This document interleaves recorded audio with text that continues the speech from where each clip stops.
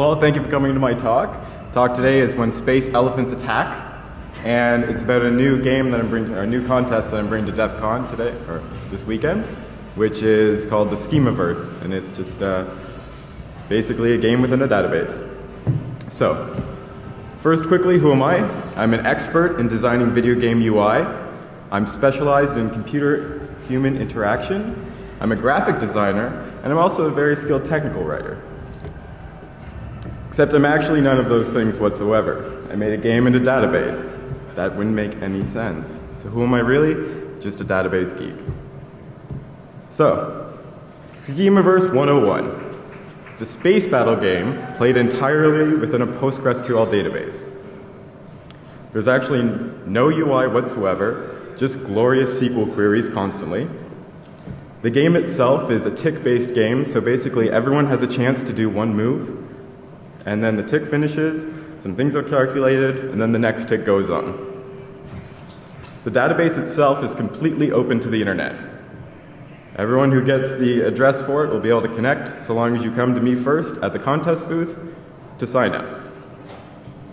Security is implemented within the database itself. There's also a couple dirty little Perl scripts here and there, but Perl's always dirty. Surprisingly, this game is actually a pretty good time, so I hope a couple people come, sign up, and give it a try. The game itself does also play after the con. There's just a constant running server you can join in. So why did I do this? Great question. Every geek needs a project. This just happens to be mine. I'm sure everyone can respect that. I also wanted to be educated myself on database security, learn a lot more, and learn about even just optimization and non-security elements. And I wanted to do the same and educate others on the matter. I also wanted to push database systems a little bit further. When I started creating this system, a lot of people told me, well, I asked the internet, because the internet is all-knowing, I said, what would you do to secure an open database on the internet? The only answer I got was don't. Well, why? What's wrong with that? It's just another application. What's missing from this system that would make this a bad idea? So this is what I wanted to find out. And I might find out this weekend. And finally, it's also pretty funny. It's a game in a database. Come on. So why bring it to DEFCON? Clearly, the last DEFCON that I've been at have just been too relaxing. Just drinking and having a good time. I felt I needed a little bit more stressful here. There also wasn't enough to break here, especially for the database geeks. So I've brought this here in hopes that you have a good time. So, getting into the actual gameplay. As I've mentioned, it's a tick-based game. Everyone goes, finished, new tick starts up. Basically, you command an army of ships who go out, conquer planets, and fight each other and blow things up. Sounds pretty good.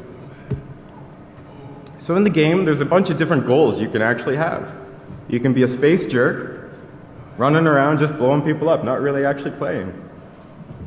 You can be the emperor, just going and conquering every planet that you can find. You can be the planet pillager and just rape the crap out of all the lands and resources that you can find, using those resources to then build bigger and better things. Or, size matters. Build the biggest and best ships constantly, and you'll also win. But of course, there's one overall goal, which is to do all of those things and become the schema supremacy.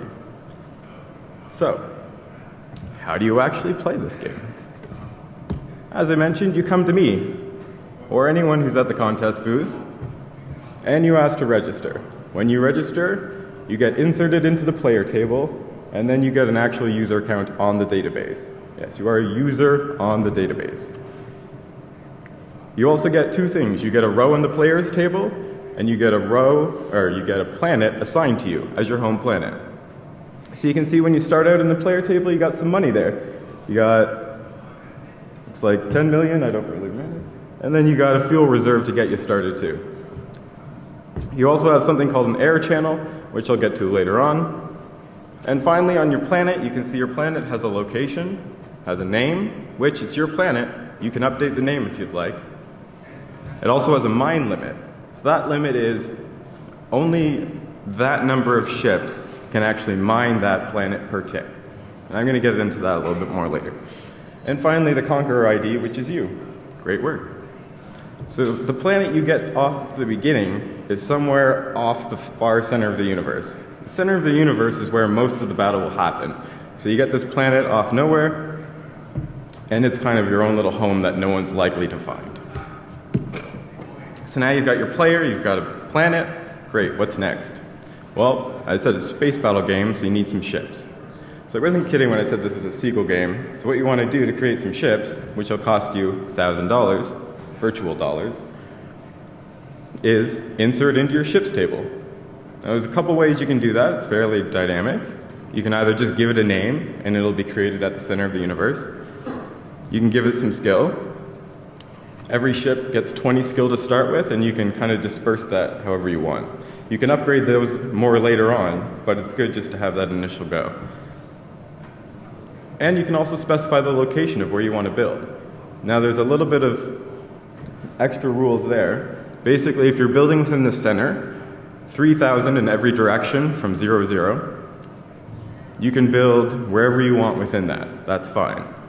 Outside of that range, you can only build on planets that you've already conquered.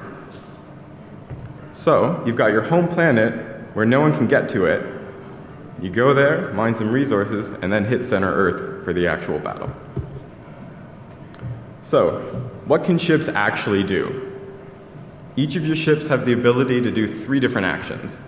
They can only do one of those actions per tick. So you have to decide what it's doing. When performing that action, both objects have to be within range of each other. Range is just another skill that your ship has. So what's the first action?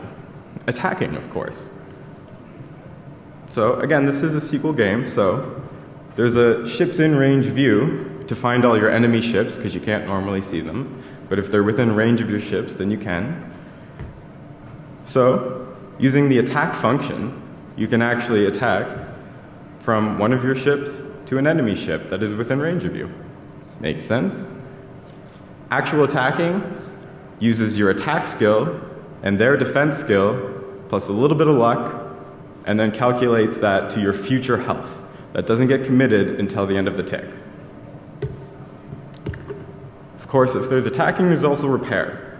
Repair is the same thing. You can actually repair anything within range of you. Repairing uses the engineering skill. No luck is really involved in that one, though. It's just engineering. And finally, there's mining. Mining is how you get all the resources in the game. Mining is how you continue on and build up your fleets and improve. So when you mine a planet, nothing happens instantly. You get added to a table called,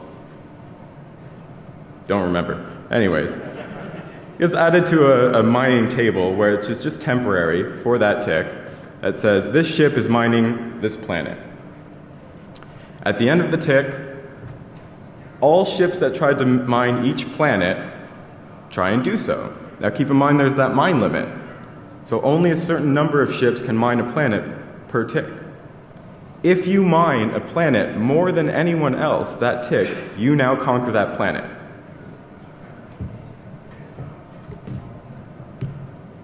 Oh, and you also get the resources. You don't have to conquer to get the resources, though. So obviously ships can also move around. And this is the most finicky part of the game. It's the thing that people complain the most about, but you can write a better move function in SQL. The game is open source. Please do so. So there's really 2 ways you can use the move function. And keep in mind, this is a 2D game. A 3D game in a database would just be weird. So the first way you can do it is actually give a speed and then a destination. If you give a speed and a destination, your ship must have enough fuel to start and then slow down. If you want to start, or if you want to speed up to 100, then it'll take 100 fuel. When you get to your destination, it's going to take another 100 fuel to slow down.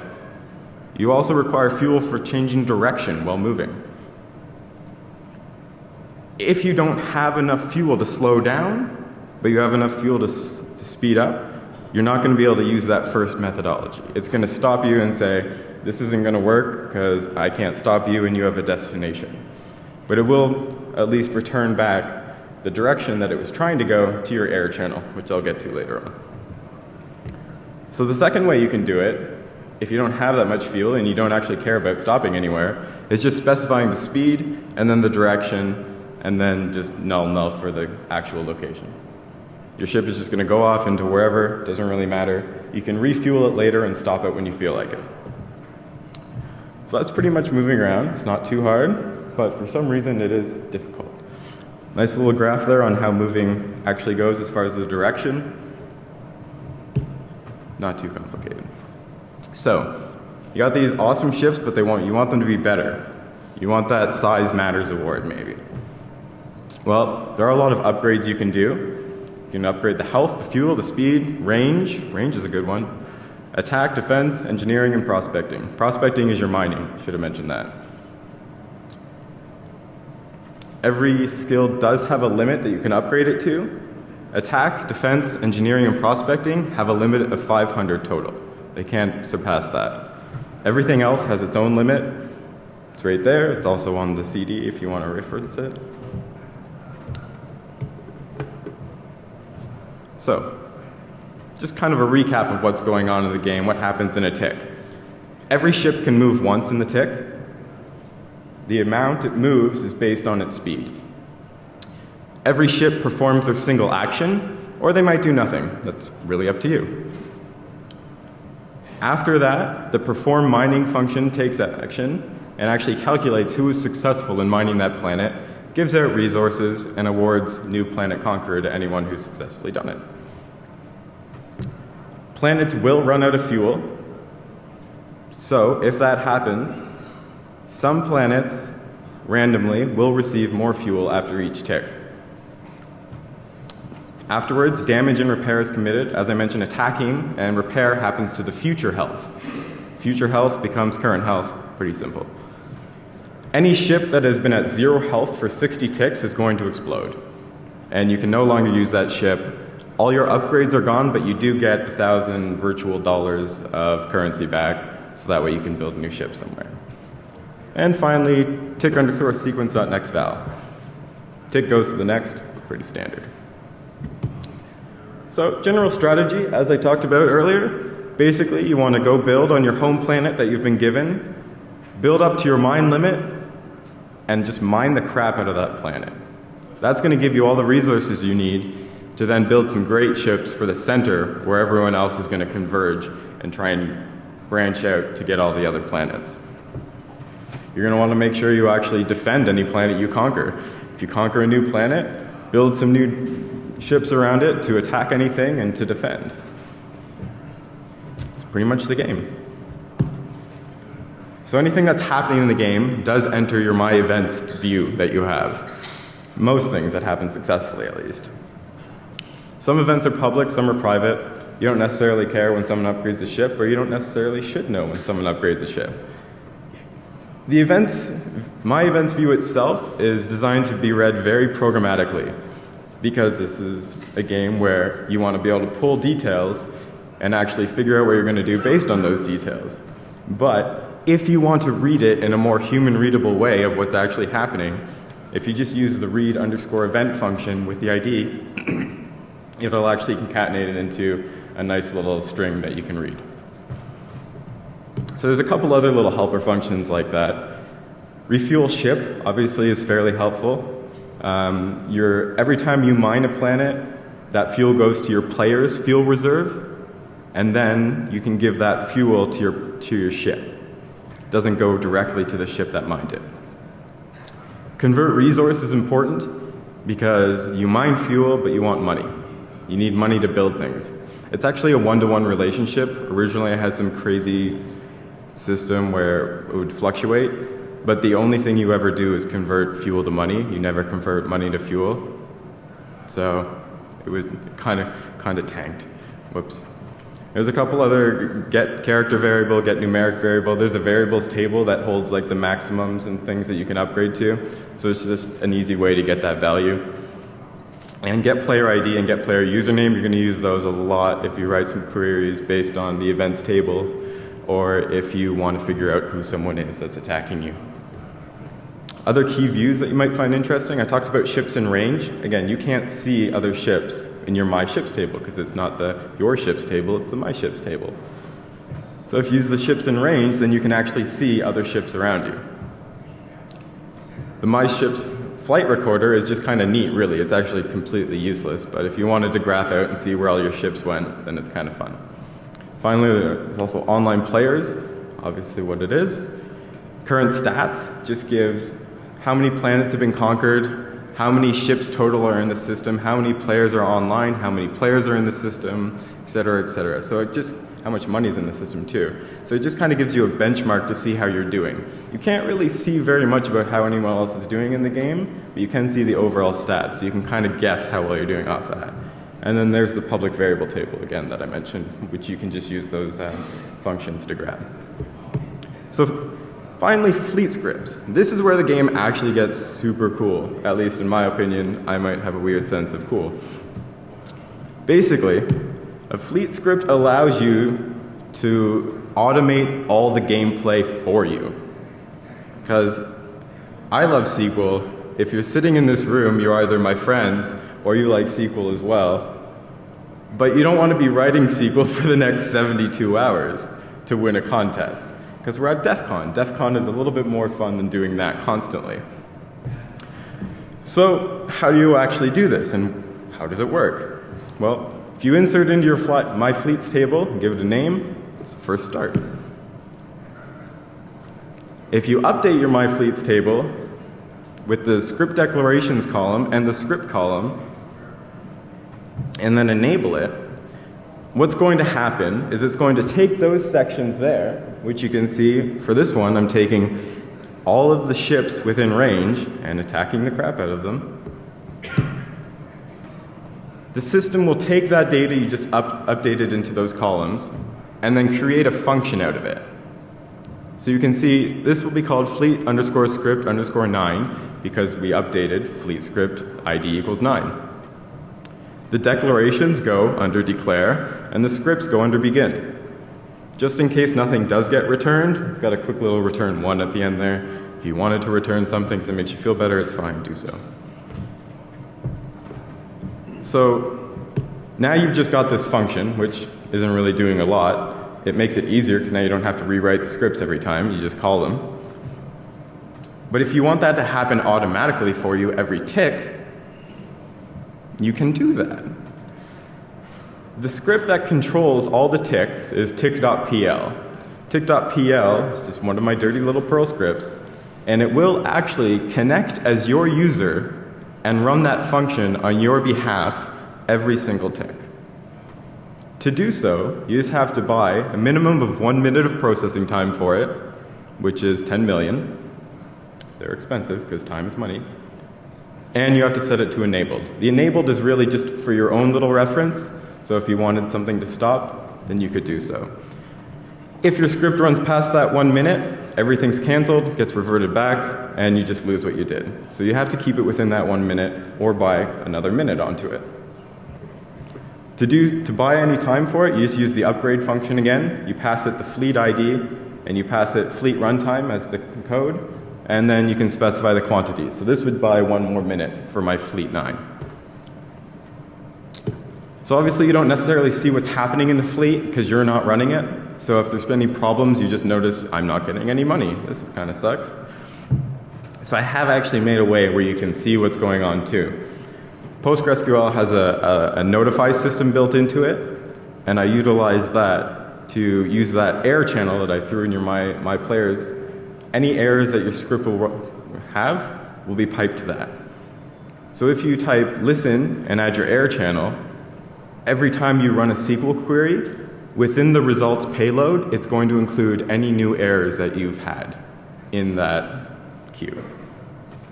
I also wrote a super insecure Python script, which you shouldn't run from the DEFCON network because you will be on the wall of sheep. There's no SSL on it. If you want to download the script, it's on Schemaverse.com. If you have some server off DEFCON that you feel more comfortable using, then it's fine to use it. It's not a big deal. But please don't use it here. Here's a little example of what it looks like. It's dead simple. It's the Schemaverse output stream, or SOS. and it'll just list anything that's going on. There's also a couple other things in the system that will notify here, not just fleet scripts, but anytime move fails or things like that, it just gives it here. I did have an error table at first, but after 10 million records in a couple days, it didn't seem like a good idea to continue. So, this is DEFCON. Security in this game. As I mentioned earlier, most people's response was don't. But hopefully, I think it might last. It lasted the first night, so I'm pretty happy about that. Architecture-wise in the game, as I said, you are users. So the players are users in the system. Then you've got the database, and then you've got the 2 Perl scripts. And I didn't really talk about the 1 Perl script yet, but I'll get to it. And that's really all the system is.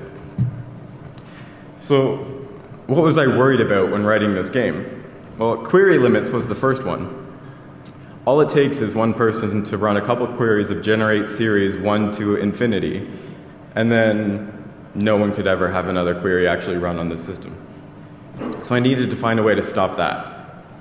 Obviously, authentication is a bit of an issue. Luckily, I've got super secure MD5 going on. That was the best I could do. SQL injections, obviously a problem, although admittedly at first I thought, well, a user can only do what they have the ability to do on the system. And I kind of forgot a key fact of there was another higher power user controlling some things. And finally, Postgres exploits and quirks.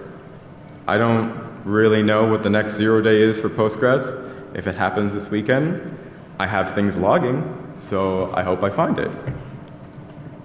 As I mentioned earlier, most communities were less than helpful on pretty much all of this. I think the one response I got was use SSL. So someone connects securely to my box and then destroy it. So I was really happy about that. So the basics that I kind of went on. Basically, as far as the actual gameplay goes, almost everything in the game is based off of player ID equals get player ID session user. Session user is just a variable, system variable in Postgres, that's who's connecting. So because you're a user and it connects to your my players table, that's how I figure out what you're allowed to do. And all the views, all the triggers, everything's based off that. Which gets me to the next thing. How do I control data?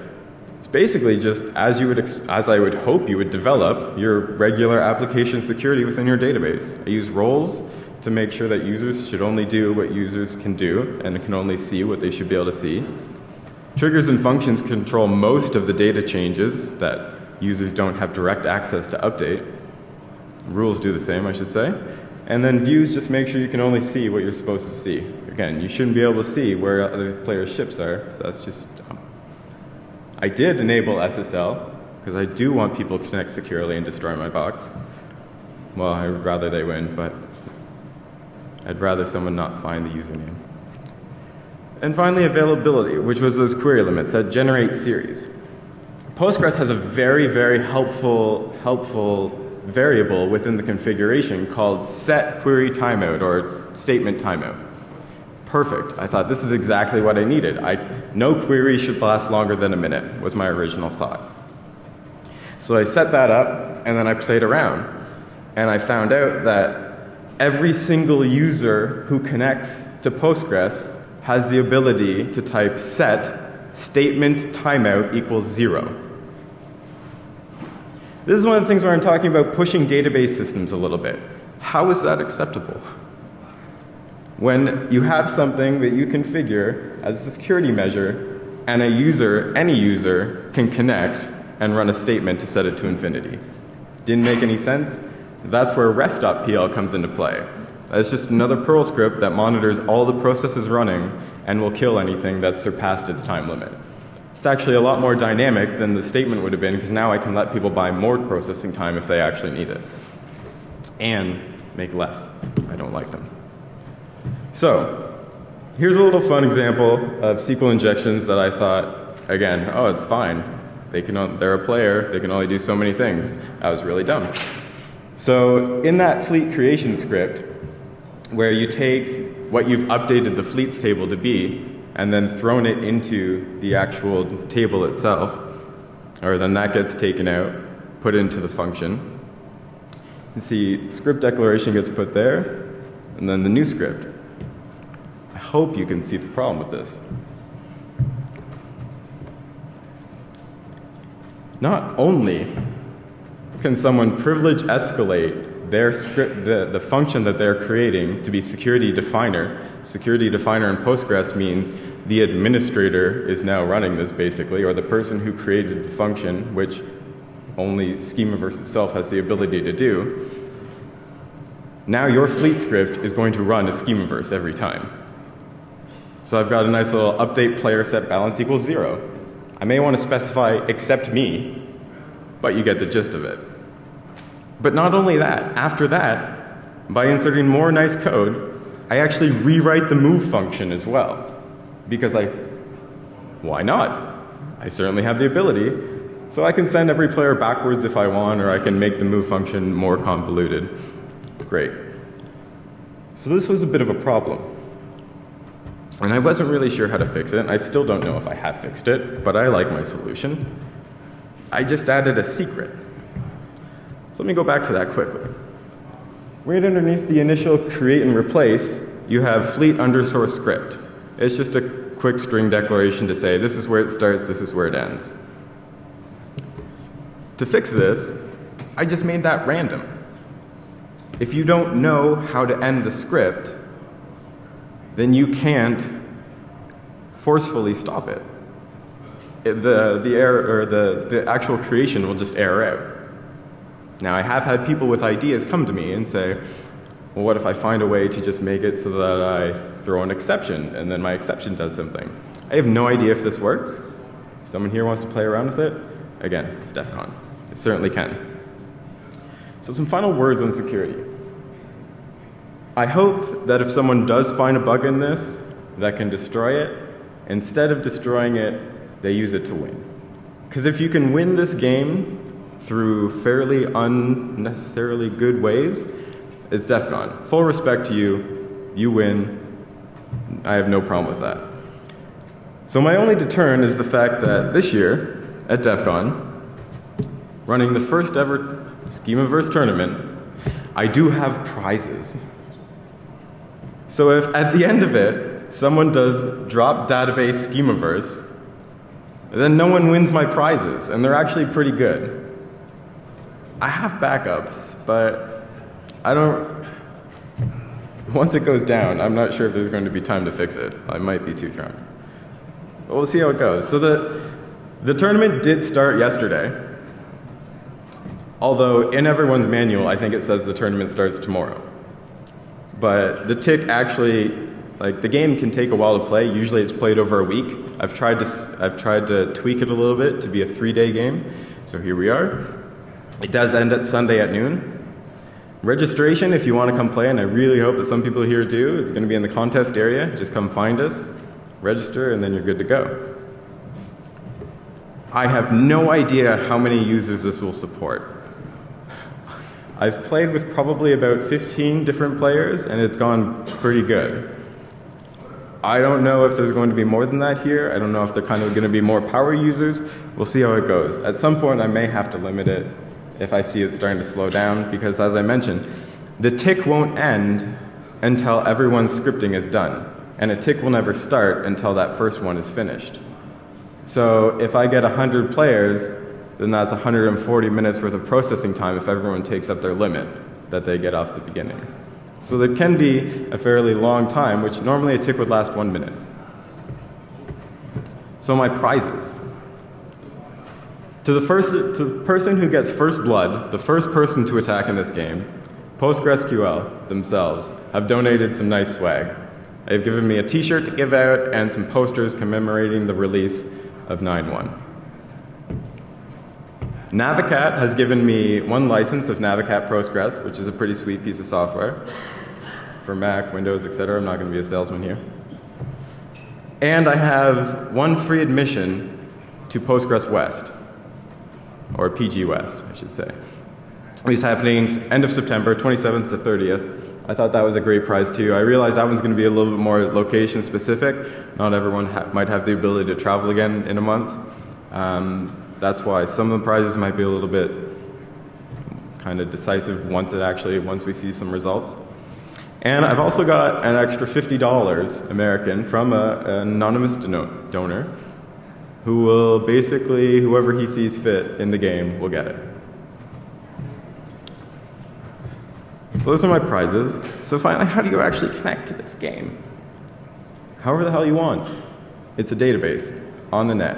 Anything that can connect to the database, be it any language you want, Python, Perl, PHP, Ruby, .NET, Java, TCL, I super don't care. Use it. It's fine. Any database client you feel comfortable with. I'm going to say pgadmin might be your best bet because I know pgadmin has SSL. So I would suggest you use that. But if you're more comfortable with something else, I know Navicat will automatically pipe it through some SSH for you, so that could be useful too. Again, we are at DEFCON. A wall of sheep will be plentiful with Schemaverse accounts if we're not careful, and I'd rather that not happen. So as you can see, under my host, db.schemaverse.com was the super secret host name that you use to connect, and it's just on a regular port of 5432. So if you want more information, I've got a website, defcon.schemaverse.com, and then I've got some project homes that said it's open source. Now, my talk has ended up pretty fast. I apologize for that. I thought it was going to be too long from yesterday. So I'll kind of talk a little bit more about strategy and how to win if you actually want to. I do know some people who, instead of using my tick or the actual fleet system that I've developed, instead of spending wasted money on that, they actually just write Python scripts instead to run everything for them every minute. Roughly the same thing. You don't necessarily know when the tick ends, but you can always pull the system and find out if there's a new tick. So you can be fairly creative with how you play this game. Since I've got time, I'd love to answer questions if anyone has it. Yeah. How do you find nearby planets? Nearby planets, you can see every planet in the game using the planets table. Well, it's a view. Repeat the question. Oh, sorry. How can you see the question was how can you see planets within range? And originally there was a planets in range view, and then I realized, well, we can kind of see most things, so I guess it makes sense that you can kind of see most things too. So. Basically, any table or any planet that you want to see is in the view, and you can also see who's conquered it. So if you want to be a jerk and target one of your friends, then you can go find what he's got and go attack it. Other questions? Over there? Sorry? Yes. You can conquer another player's home system if it's within range. Now keep in mind, most of the planets were developed very close to the center, and then as you get out of the kind of center area of the map, then it becomes more and more sparse. So your home planet, it might actually be impossible to find. If you upgrade the ship speed completely, it might still be impossible to get to another planet. So it might be protected, but if you can find a SQL injection that gives you their home planet, then that could work too, right? Any other questions? More questions? All right. How long have you spent on this project? How long? I've been working on it for about a year and a half. It's 2,300. Oh, sorry. How long have I been working on it? 2,300 lines of SQL code at this point. A couple hundred lines of Perl. You can see my Git repository history, which is like activity down, activity down. Yeah. So it's been a fun pet project. It actually, no one knew about it for ages, and then I think it was Merlin on PostgreSQL on the mailing list found it, and he was like, "Hey, this is awesome," but it wasn't overly tested at that point. This is last December, which was great for testing because people basically just connected and just brutally destroyed it within a couple days, which was great.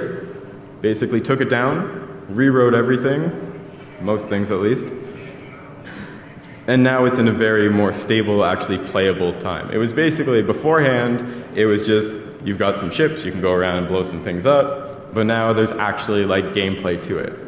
Other interesting things, if you wanted, you could actually add a goal in the game.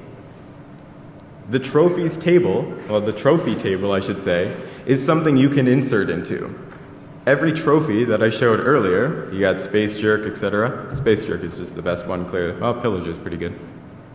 Anyways, any of those are just SQL statements again, just like the fleet system, except these ones have a little bit more control because they can actually go into all the tables. Your player can only see the views most of the time, but the trophies can see every table there is.